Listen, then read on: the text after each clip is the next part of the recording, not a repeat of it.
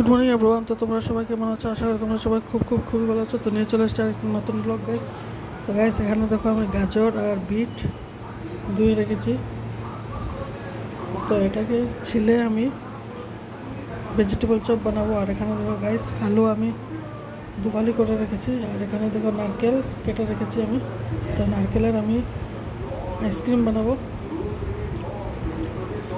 আর এখানে আলু আমি বয়েল হতে দেবো প্রেশার কুকারে।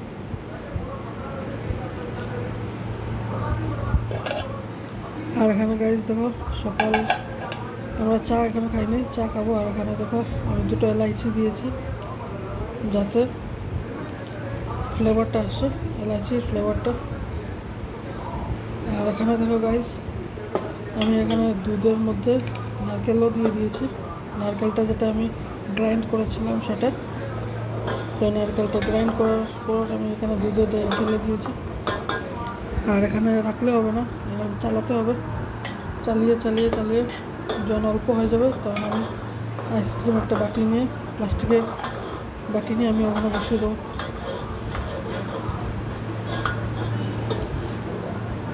দুধটা গাঢ় হতে চাই।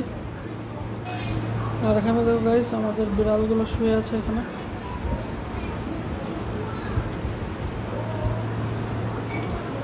এদিকে আমার ছোট্ট বিড়ালগুলো, দুটো ছোট বিড়াল।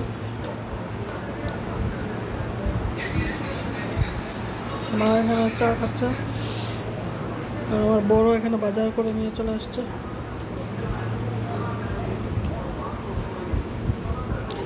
তো দেখো গাইস এখানে আমি এখানে মাছ নিয়ে আসা হয়েছে। তো এটা পরে আমি ধুয়ে নেব। প্রথমে আমি যে গাজর আর বিটগুলো যে আমি মানে কাদ্দুকস করে যে মাছগুলো এবার আমি ভেজে নিচ্ছি ভালো করে, গোল্ডেন ফ্রাই করে আমি ভেজে নিচ্ছি এটা।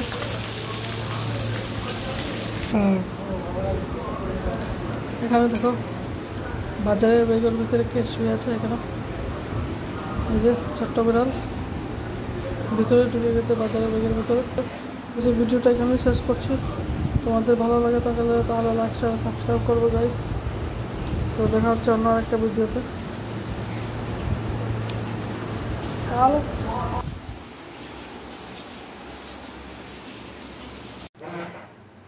তো গাইস এটা হলো আমি তেঁতুলের টক বানিয়েছি মাছের মাথা দিয়ে, আর কিছুটা পিসও দিয়ে দিয়েছি। আর এখানে ভাজা রেখেছি, দুটো বাটা মাছ আছে আর একটা মাছ